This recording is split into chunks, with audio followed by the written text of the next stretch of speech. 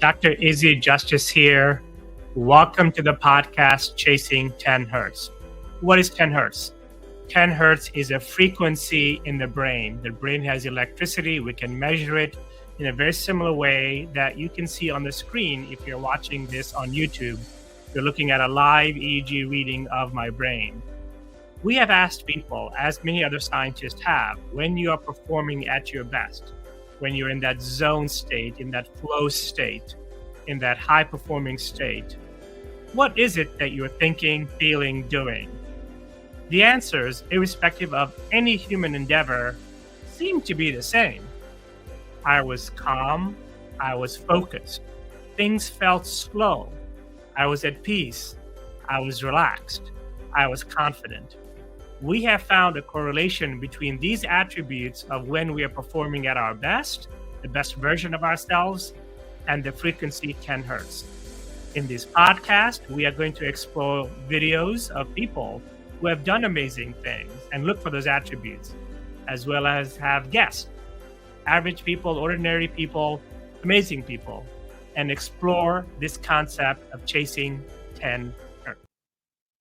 Dr. Izzy Justice over here. I am so excited with this first podcast. Thank you for joining me, where we explore the cognitive attributes of any human being performing at their best. My guest today is a YouTube clip of arguably the best athlete of all time. Why do we think he might be one of the best athletes of all times? Well, his record speaks for itself. He has 28 medals, 23 of which are gold medals. He also holds the record, in addition to those other two, of having the most gold medals in any one Olympics, which is 8. So this clip that I'm going to share with you is about 3 minutes and 45 seconds long. Many of you might have seen it before. Many of you might have seen other motivational tips or interviews from great athletes or great people. But this time, as he's talking about the things that he's talking about, he's going to talk about practice and belief and pressure and vulnerability and those kinds of things. Try to see if you can have your keen ear to cognitive labels that he is using. What is he saying where he's actually talking about his brain and what his brain needs to do, or how his brain needs to be nurtured so that he can perform at his best? So take a listen, and at the back end of this, I'll come back and share with you my perspective on these cognitive attributes of performing at a very high level. It was absolutely crazy, and nobody could ever do something like that. But for me, I was somebody who believed in it and somebody who believed in the process of getting there. I knew it wasn't going to happen overnight, like I said before. But every little small thing that we did was a small stepping stone in order to even be able to have that chance and that opportunity to do what I did in 2008. So it was 2014, Sports Illustrated cover story with Tim Layden, and we're having an interview here in Phoenix, and whatever question he asked me just opened me up, dropped my shoulders, and I just let it all out. I was just ready to.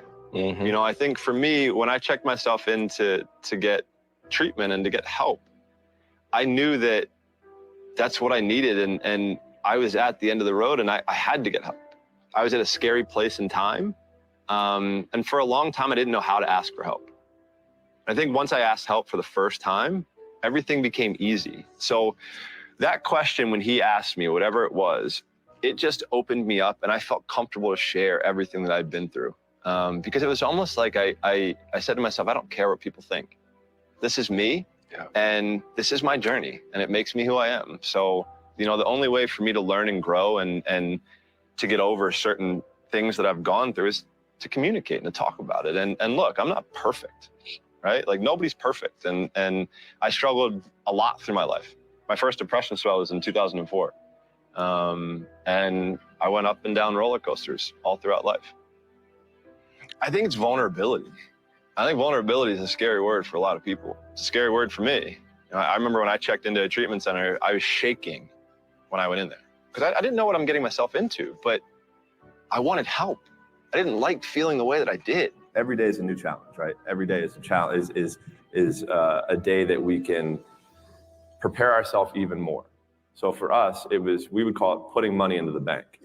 So at the end of the year, when we had a major international competition, we could withdraw that money that we had saved throughout the year. And look, I'll be the first one to tell you, there were a lot of days where I did not want to get out of bed. And I guarantee you, if I ask the question here, if everybody is excited to get out of bed every single day, if I saw a hand, I'm going to blatantly call you a liar. Because we all know that is far from the truth. But if you have those little small goals, those little small things that get you excited when you don't want to, it's going to make it even better and even easier at the end when you're getting ready for a presentation or the end of the year or this or that, whatever event you're leading up to. It's going to make it so much easier. And I think if you look at the greats in anything that in any walk of life, the greats do things when they don't always want to. And that's the separation. For me, that's what I've found. So, when I say from 2002 to 2008 was basically trial and error. So for me in 2002, that's really when I started amping up my event schedule, where I was swimming 4 to 5 individual events and having a couple relays at Pan Pacs, World Championships, major international competitions throughout that time frame. Because at that time at the Olympic Games, that's where I think the real truth comes out, because I think there are a lot of people who are very talented who can make it there. There are very few people who can deal with the pressure and the stress that happens when we're there. All right. So I hope that you enjoyed that clip. It was only a little over 3 minutes long, but it was just packed with so many powerful cognitive nuggets of wisdom. So let's start off with what he said at the very beginning. He said at the very beginning that half the people in the sporting world did not believe that he could go for the world record. So let's talk about this thing called belief, right? A lot of athletes use this term. A lot of coaches use this term. We think we know what it means, but let's just think about it. Belief is very similar to confidence. Those two words pretty much are used interchangeably, and they mean roughly the same thing. But what exactly, from a cognitive perspective, is belief or confidence? What's going on in the brain that allows you to have that sensation, so that it's not this abstract term? And I'd like to share with you my perspective on basically what that is.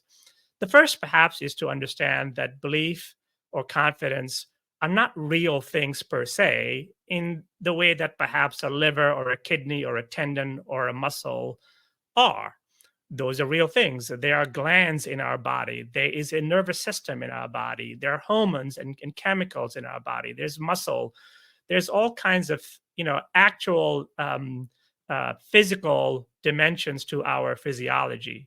So when we use terms like belief or confidence, what is he really saying? What he's really saying from a cognitive perspective is that all of the things that he has done, both in terms of practice, you remember towards the end, he talked about making bank deposits. Well, those are memories. When those memories, by the way, they're always in the brain. All of us practice, all of us have done something similar to what we want to do when it really matters. We've put in the time and the effort for the most part to prepare.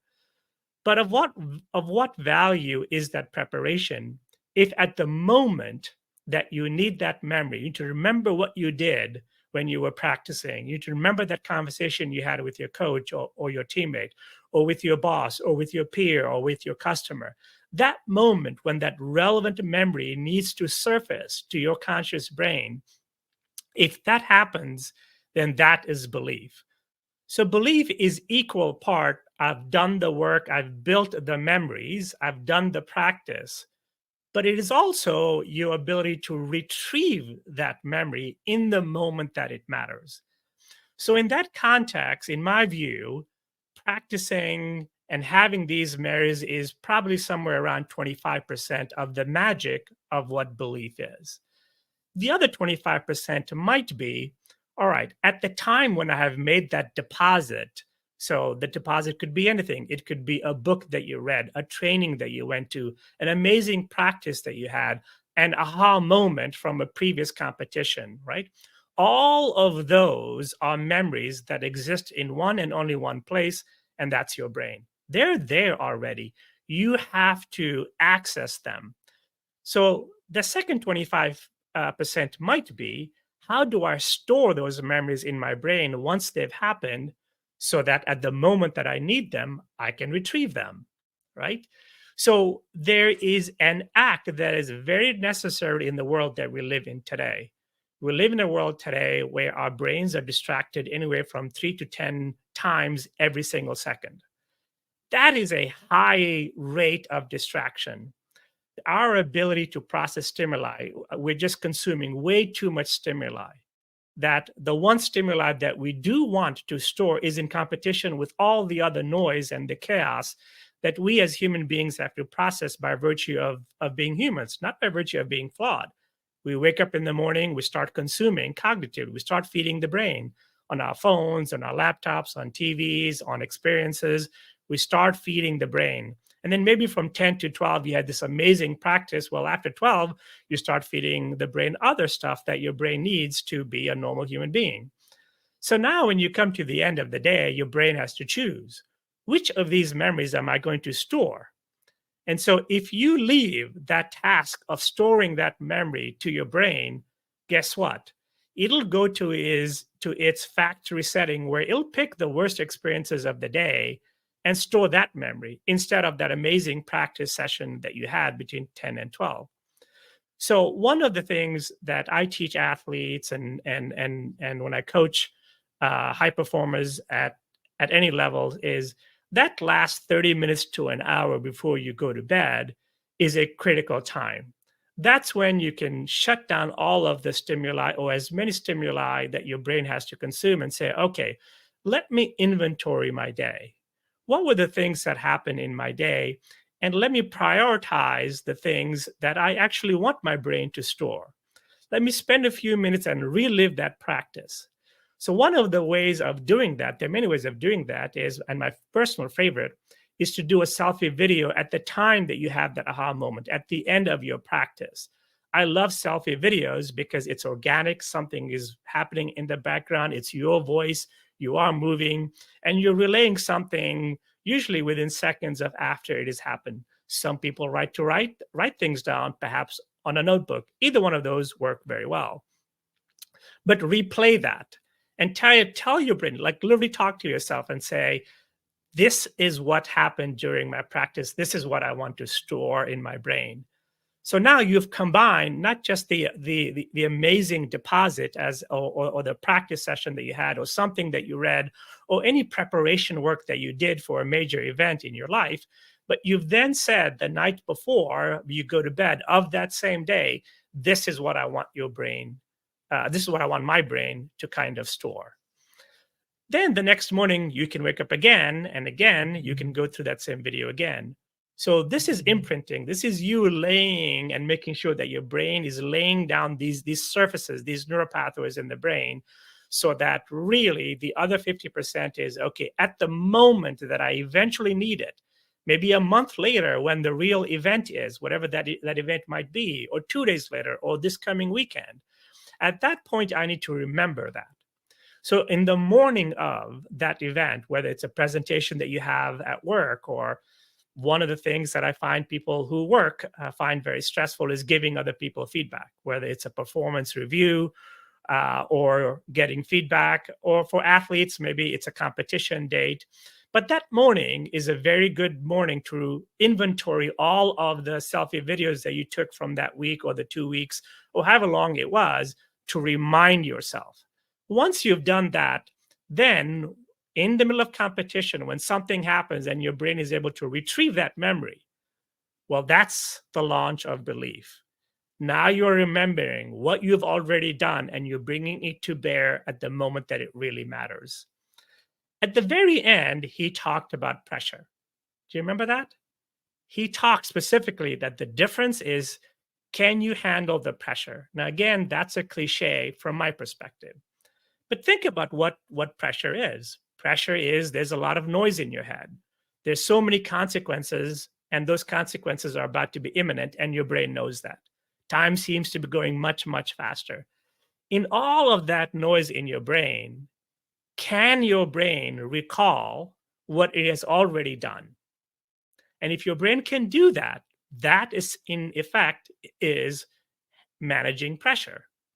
So pressure perhaps might not be a conscious thing, but it might be a subconscious thing. But you enhance the probability that your subconscious will remember what to do and therefore clear the fog and all of the traffic and the noise of the present moment and say, oh, I've done this before. This is how I did it. This is what my coach said. This is what I read. This is something I am fully capable of doing. That's belief, that's confidence.